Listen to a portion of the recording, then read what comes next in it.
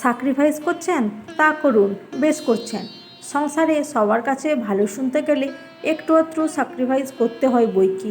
ভোর 4টেতে ওঠেন, রাত 12টায় ঘুমোতে যান, তা বেশ করেন, আপনারই তো সংসার। ডাক্তারের কথা মতো 6 ঘন্টা ঘুমোতেই হবে এমন তো নয়। ব্রেকফাস্ট খেতে খেতে বেলা গড়িয়ে দুপুর হয়ে যায়। তা যাক, আপনার তো দীর্ঘদিনের অভ্যেস, খিদে মরে গেছে, তাই না? সে ঠিক আছে, আপনারই তো সংসার। সবাই কত আপন আপনার, তাদের জন্যই তো করছেন।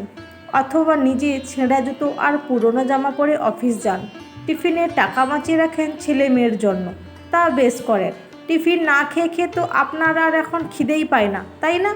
পুরুষ অথবা নারী বলে নয়, মানুষ হিসেবে ক্রমাগত স্যাক্রিফাইস করে চলা আপনি ভুলেই গেছেন ভালোভাবে বাঁচতে।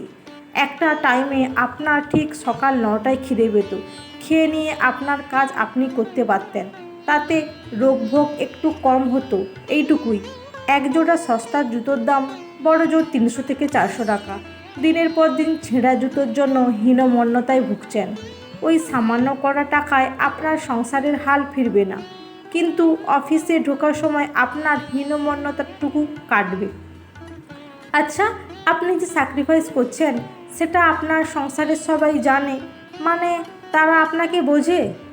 আচ্ছা, আপনার প্রয়োজনে তারা নিজের একটি শখও কি বিসর্জন দেবে, নাকি ভেবেই নিয়েছে ও এই রকমই, ওর ভোর রাতে পাশ বালিশ জড়িয়ে আর 1 ঘন্টা ঘুমোতে ইচ্ছেই করে না, নাকি ভাবে এর নতুন জামা জুতো লাগে না অফিস যেতে, নাকি এটা ভাবে যে এই কাজগুলোর দায়িত্ব শুধুই আপনার, বাকিরা কেন দায়িত্ব নেবে?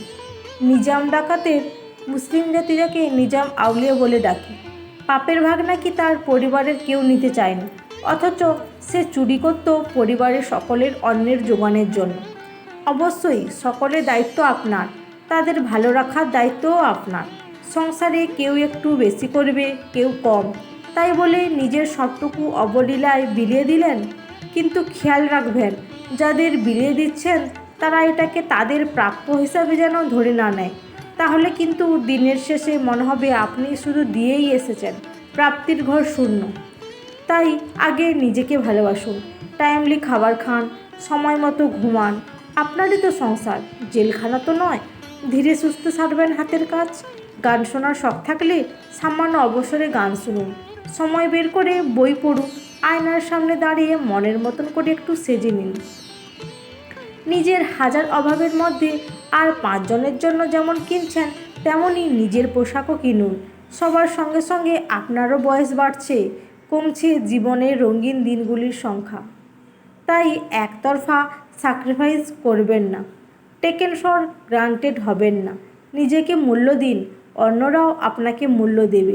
তারাও ভাববে এই মানুষটারও বেসিক প্রয়োজনটুকু আছে, সবটুকু আমাদের বিলিয়ে দেবে না।